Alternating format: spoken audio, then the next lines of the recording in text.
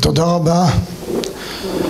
נהניתי מאוד לשמוע את הדברים הנפלאים של הרב הצדיק, הרב דניאל עשור, שאני חייב לו הכרת הטוב, כי הרבה מאוד דברים זכיתי לשמוע ממנו ולהפנים.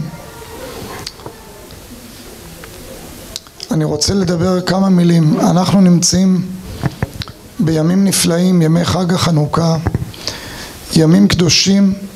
חנו בכ"ה, זה יום שהיה אמור להיות יום חנוכת המזבח, והקדוש ברוך הוא שמר את זה מאות שנים, לזמן שהחשמונאים תיארו את בית המקדש מהטומאה של מלכות יוון.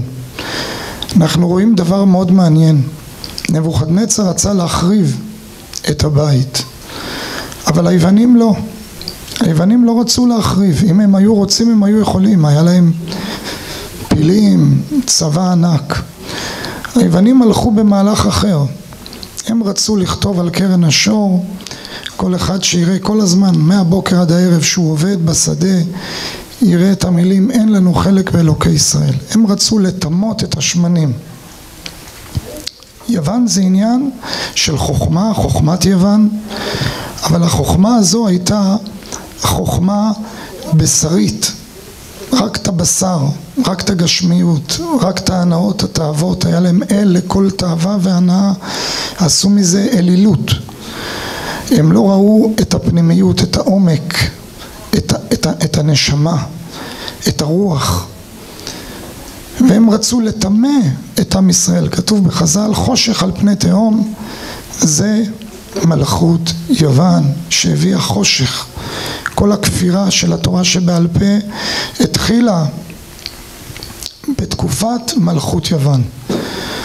כל מה שהתחיל שמה עם אנטיגנוש סוכו ועם תלמידיו, שהם רצו כן על מנת לקבל פרס. תראו את המשנה באבות, כל הדיון הזה על מנת לקבל פרס, לא על מנת לקבל פרס, כל להסתכל על הכל בעיניים גשמיות, זה הכל התחיל מהלכלוך והקלקול של מלכות יוון. וזה התפקיד של עם ישראל לתקן, זה לתקן בעצם את בחינת העוד.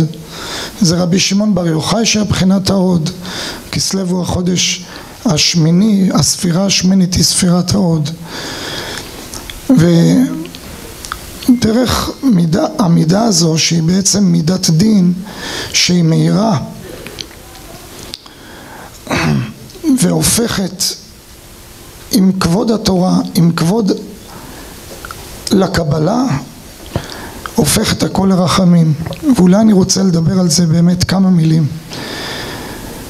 ואחר כך ברשות הרב דניאל עשור משהו מאחד הדברים בעניינים בריאותיים שהתוועדתי להם בתקופה האחרונה, שאני מאוד רוצה לשתף את ידידיי פה שבאים, משתדלים להגיע לכל כינוס, לכל אספה, ולהפיץ את הדברים האלה שלא נשמע עליהם בתשקורת, לא נשמע. הרבה זמן היה לי קושיה, ואולי ברשותכם נראה אם זה באמת מה שהמחשבה שבא לי, אם זה באמת פותר את השאלה הזו. יש מדרש שנקרא מדרש איכה, זה מדרש רבה על 5 מגילות. על מגילת איכה יש מדרש שנקרא מדרש איכה.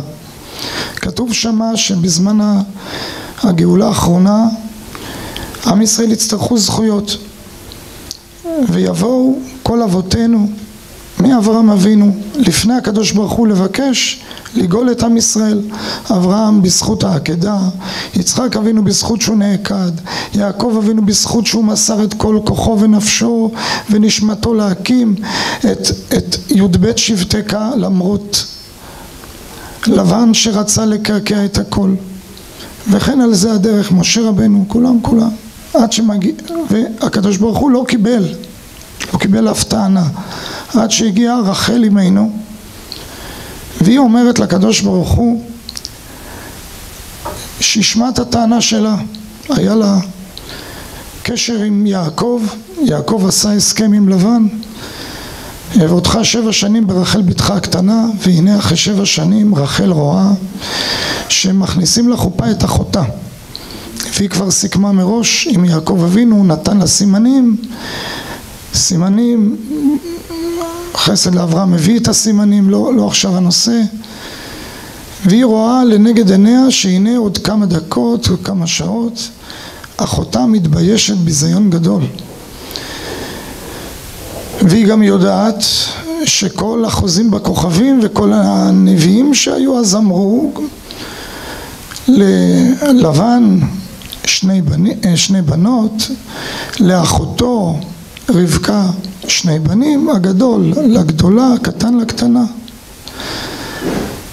אז ברגע שלאה תיקח את יעקב, אז לכאורה רחל אמנו הולכת להיות בחלקו של עשיו, בחלקו של מי שהוא הלוחם הגדול בעם ישראל, רוצה להשחית את עם ישראל, ואף על פי כן היא לא מסתכלת על עצמה בכלל. זה נקרא צניעות שהייתה ברחל. מה זה צניעות? הבן אדם לא מחשיב את עצמו לכלום, הוא כמו עין, הוא אפס, הוא לא קיים. קיים לנגד עיניה רק כבודה של אחותה לאה, והיא מגלה לה את הסימנים, ויעקב אבינו מתחתן עם לאה. אז היה מנהג שיהיה חושך מוחלט בזמן הקידושין, בזמן החופה הוא לא ראה בכלל כלום, גם אחרי זה לא. היא דיברה תחתיה, הם היו אחיות, אומרים חז"ל, לא משנה הסיפור עכשיו. לאה נולדים לה 4 ילדים, רחל עקרה. עובר עוד זמן, פתאום רחל אמנו רואה את הדודאים שמביא ראובן לאמו. דודאים, אומר התרגום יסמין, יש בזה כמה דעות, סגולה להיריון, סגולה לפקוד עקרות, זה הדודאים, היה דבר נדיר אז. ורחל אמנו מבקשת מלאה, אחותה, תנינה לי קצת, טיפה, מדודאי בנך. ואז לאה מתפרצת עליה, המעט קחתך את אישי ולקחת גם את דודאי בני, את לקחת לי את הבעל, את עכשיו רוצה לקחת לי גם את הדודאים, אני רוצה להפיץ ריח דודאים בבית לפנייך. רחל, אם זה היה אחד מאיתנו, הייתה צריכה להגיד לה, תתביישי לך, אני לקחתי לך את הבעל, הרי יעקב סיכם איתי, אני גיליתי לך את הסימנים, את לקחת לי את הבעל.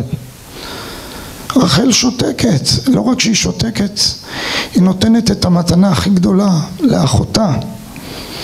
היא אומרת, את יודעת מה? היום זה היה התור שלי, היום את תלכי ליעקב אבינו, תלכי את יעקב אבינו יבוא לאוהל שלך. אומרים חז"ל, זה היה ליל חג השבועות, היה צריך לרדת לעולם יששכר, שהוא כוח התורה, יששכר וזבולון, היו עוד 2 אחים. היא נתנה לה 2 ילדים, לא סתם, היא נתנה לה מתנה גדולה. רחל הרגישה שעדיין יש איזה קפדה, היא נתנה לה את זה. רק אחר כך כתוב, ויזכור אלוהים את רחל. השאלה שהייתה לי כל הזמן, זה שאלה כזו. כתוב שהקדוש ברוך הוא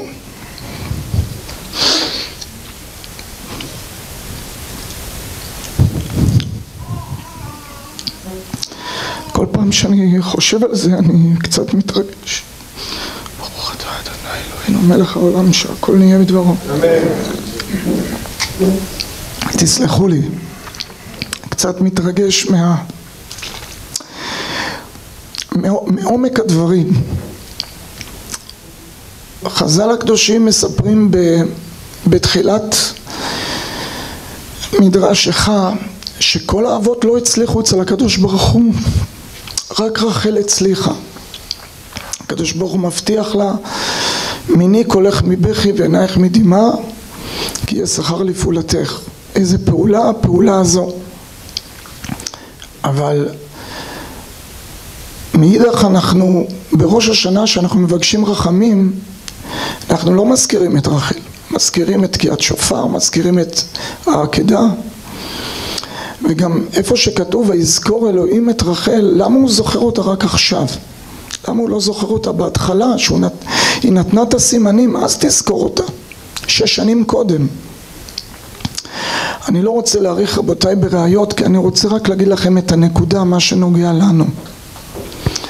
והנקודה היא כזו, יש הרבה מצבים ויש גם אנשים בפרטי אצלהם, ויש גם מה שנוגע לכלל ישראל, שמידת הרחמים כבר לא שייכת אליהם, לא שייכת לגבם. כדי לזכות לישועה צריך שמידת הדין תתכופף ותיתן להם את הישועה. במידת הרחמים הם לא יכולים לפעול, צריך במידת הדין, לא רחמים, בצדק, ביושר, מגיע לך ואז אתה מקבל. בימים נוראים, ימים כסדרם, עם ישראל יכולים על פי מידת הרחמים, זה יותר קל, לכן מזכירים בראש השנה את זכות עקדת יצחק, זה לפעול במידת הרחמים. לפעמים אבל מידת הרחמים לא עובדת, לא פועלת.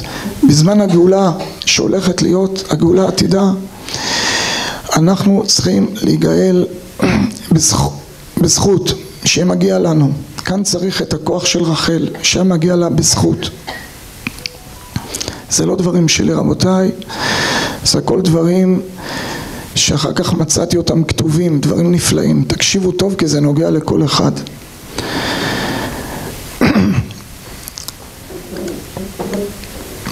כדי שבן אדם יזכה במידת דין, הוא צריך בשביל זה להקריב הרבה. הרגע שרחל אמנו הקריבה את כל כולה, זה היה הרגע שביישו אותה, העליבו אותה, והיא שתקה, היא נשכה שפתיים, היא לא הגיבה, היא עוד נתנה לה מתנה לאחותה. אז מידת הדין נכבשה והודתה ויזכור אלוהים זה מידת הדין. כך כתוב. אז מידת הדין נותן לרחל אמנו ילד, את יוסף, שהוא חלקל את אביו ואת כל עם ישראל, ויש הרבה לדבר על הכוח הזה של יוסף עד משיח הראשון בן יוסף. אותו דבר ידידיי יקרים, זה נוגע להרבה אנשים שלפעמים נקלעים לאיזה מצב ופוגעים בהם, מעליבים אותם. הם יכולים לענות כי הצדק איתם, הם יכולים להגיב, אבל הם לא מגיבים. עליהם נאמר, מי שכובש את עצמו ולא עונה בשעת מריבה, כתוב כאוהביו כצאת השמש בגבורתו. זה הנעלבים ואינם עולבים. הגמרא אומרת שאברהם אבינו שהיה לו את כל הזכויות, אבל להינצל מאור הכסדים זה היה בזכות שיצא ממנו יעקב ושיצאו ממנו אותם אלה שהם נעלבים ואינם עולבים. הם לא מחזירים, הם מתגברים לטבע הבסיסי, הנורמלי, מעל הטבע. היו שני תנאים, רבי עקיבא ורבי אליעזר הגדול, רבו של רבי עקיבא. היה בצורת, רבי אליעזר התפלל 24 תפילות ולא נענה. רבי עקיבא וירד אמר אבינו מלכנו וירדו גשמים. יצא בת קול ואמרה לא מפני שזה גדול מזה, אלא מפני שרבי עקיבא מעביר על מידותיו. מי שמעביר על מידותיו, מידת הדין מתכופפת לפניו. הגאולה הקרובה שאנחנו מתפללים ומחכים לה, היא צריכה להיות בצורה כזו רבותיי יקרים, שמידת הדין גם תתכופף ותגיד זהו, הגיע זמן גאולתכם. אין עליכם, אתם הכי גדולים, אין עליכם בשום מצב. עם ישראל הם העם היחידי, הם הכוח היחידי שיכול כל כך להתעלות מעל הטבע הרגיל, וזה הכוח שלנו, ובזכות זה תהיה בעזרת השם גאולה לעם ישראל. הרב דניאל אסור דיבר על העניין הזה של מסורת התורה שבעל פה. כל מי שלומד היטב את התורה, תורה שבכתב, תורה שבעל פה, הוא מבין שהכל זה כמו פאזל. זה דבר שאתה לא יכול לפתח אותו במשך הזמן. זה לא רק שאתה לא יכול לבוא בזמן, בוא נגיד, בזמן עזרא הסופר או תקופת דוד המלך ולהחדיר לאנשים, להגיד להם תשמעו, בואו נעשה ליל הסדר ונשחוט קורבן פסח ונצלה אותו על האש כי כתוב צלי אש וצריך לעשות אותו ככה ולא ככה, עם 20 פרקים רק של הלכות בהלכות קורבן פסח. כי כל אחד יבוא ויגיד לו רגע, אבל לפני שנה לא עשינו את זה ואצל אבא שלי זה לא היה. אי אפשר לדחוף דברים באמצע אצל עם ישראל, זה פאזל.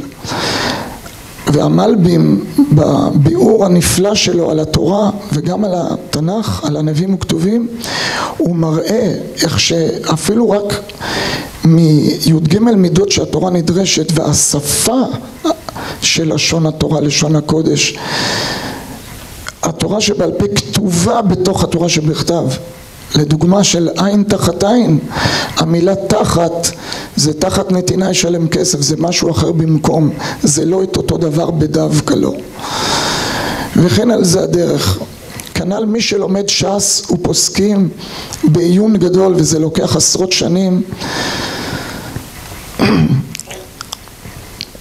כתוב ללמוד תלמוד בבלי זה ממש כפשוטו, צריך מים במשורה תשתה ועל הארץ תישן וחיצר תחיה, כי לדעת אלפי דפים שאחד קשור לשני זה לא שייך מלימוד של כמה שעות ביום, זה צריך מהיום בוקר עד הלילה, מהלילה עד הבוקר, וככה היו כל גדולי ישראל כל הדורות. יש על זה ספרים שמתארים ומוכיחים, מראים איך זה היה, איך זה עובד. איזה פרופסור שמגיע עם זה גרשום שלום או תשבי ושואל לו כל מיני שאלות, מי שלומד את הדברים, מי שחי את הדברים, הוא רואה שזה לא מתחיל. לא היד שכתבה את 4 הספרים של אחד מתלמידי הרשב"א, רבי משה דילון, זה לא היד שכתבה את הזוהר הקדוש, את ראיה מאמנה, את ספרא דצניעותא ואת כל הספרים האלה, זה לא אותו יד, זה לא, ומרגיש את זה רק מי שחי את זה ולומד את זה, והיום גם אפשר להוכיח את זה גם בצורות מדעיות, כמו שהוכיח את זה במאמר של ארוך ונפלא מאוד של הרב מנחם מנדל קשר. אולי בהזדמנות נדבר על זה באריכות, אבל מי שלא חי את התורה ולא העמיד את עצמו עליה כפשוטו, הוא לא יגיע לזה, הוא יחיה בשטויות שלו. והזכות שיש למי שהוא זכאי, למי שהוא יזכה לגאולה, זה להתחבר לאותם שממשיכים להעביר את המסורת האמיתית הנקייה הטהורה של עם ישראל. בזכות הרב דניאל עשור נכנסתי הרבה לכל הנושא הזה, ובאים איתי בקשר הרבה אנשים בכל מיני נושאים רפואיים גם, ובאמת כשאני רואה דברים חדשים אני מנסה לקשר את זה ולבנות את הפאזל מהמצב שקורה היום בשטח. לדוגמה, שלחו לי כבר כמה פעמים שאת כל המים בעולם רכשו תאגידים פרטיים. מי שעומד מאחורי התאגיד הזה שרכש את המים כמעט בכל המדינות בעולם, את הזכות למכור מים, להיות בעלות על המים, זה רוקפלר. גם בישראל, אם מי שיבדוק, בכל עיר ועיר, המים שייך לגוף פרטי, תאגיד פרטי. למה? למה הם התלבשו דווקא למים? אני לא יודע אם אתם יודעים, אבל בתקופה האחרונה יש כל כל הבתי חולים מלאים בילדים עם שפעות ומחלות חורף. בשבוע האחרון זה נהיה פי 2, אני יודע, לפי הטלפונים מתקשרים אליי כמויות, מה לעשות, תינוקים מגיל חודשיים.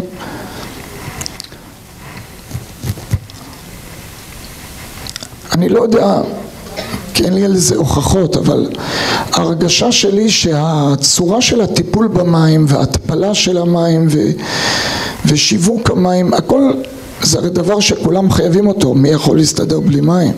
אף אחד לא יכול להסתדר בלי מים. זה הגישה הכי נוחה וקלה להגיע לציבור גדול, ולאף אחד אין איזה מעבדה בבית לבדוק מה שמו היום ומה היה אתמול ואיזה חומרים יש שם ומה מעבירים שם. אני רק יודע שבכמה ערים בארץ, איפה שאני גר לפחות, יש מקומות מסוימים שצריכים מדי פעם לשפוך איזה חומר לתוך הצינורות שמהבריכות המרכזיות שולחים את המים לבתים. צריכים לשפוך שם חומרים מסוימים, בטח הם יגידו שזה לנקות, אבל זה לא רק זה. אני מאמין שזה מכיל עוד דברים, ואולי זה הסיבה, אחד הסיבות לכל מיני שפרות וכל מיני דברים שאנחנו עוברים. זה נקודה שאולי כדאי לשים עליה את הלב. למעשה במים, מעבר לזה שמכניסים דברים שגורמים מחלות, יש גם פלואוריד במים. פלואוריד, המטרה שלו היא לא רק פגיעה גשמית, אלא פגיעה רוחנית, בפיניאל גלנד, באנטנה לעולם הרוחני. כן, נכון. כן, אז אני אסיים, רציתי להמשיך עוד דבר. אני אסיים בזה, רבותיי יקרים. תדעו לכם, הנקודה הזו של המים היא נקודה מרכזית. המים יכולים להיות הדבר הכי מרפא שיש בעולם. יש מושג של מים כשהם נקיים לגמרי, בלי כלום, מים טהורים שעברו מה שנקרא תיאור מים. יש להם כוח שאיבה, הם שואבים מהגוף את כל החומרים המיותרים בגוף, את כל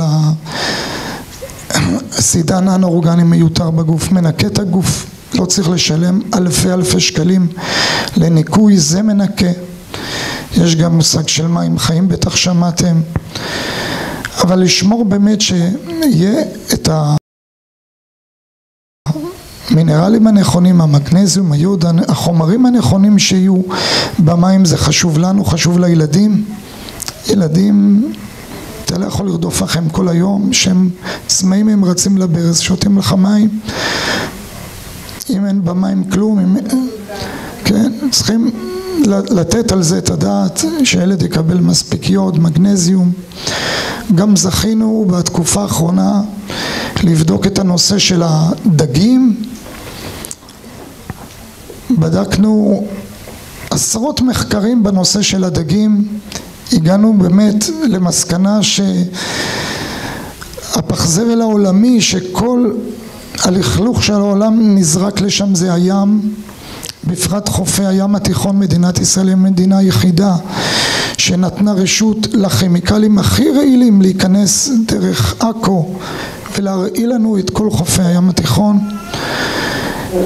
דגים שנמצאים בבריכות, דגים שמגדלים אותם בצורה מסחרית, הם רעילים בצורה נוראית. כתבנו על זה מאמר גדול. לכאורה צריך להשיג רק ממקומות מסוימים, או מעומק הים, ממש עומק הים, או מהכנרת. בינתיים זה הבקמוק מים של ארץ ישראל, בינתיים זה הכנרת. אנחנו מנסים לארגן בזיל הזו להשיג משם את כל סוגי הדגים שיש בכנרת. איך אומרים, הקדוש ברוך הוא מחייב אותנו לדאוג לבריאות שלנו, הוא מכוון אותנו, אבל אנחנו צריכים גם לדאוג לזה בעצמנו. אי אפשר לאכול רעל ולהגיד בורא עולם יציל אותי. וזו ההשתדלות הקטנה בעזרת השם. נקווה שאני אוכל דרך הצדיקים פה להפיץ את הדברים האלה בחומרי הסברה יפים, מסודרים, צבעוניים, שכל אחד יהיה לו קל גם לעצמו וגם לשכנע אחרים. ייתן הקדוש ברוך הוא שהאספות הללו רק יוסיפו אור לעם ישראל, אור אמונה, אור תפילה ותקווה לגאולה קרובה במהרה בימינו אמן.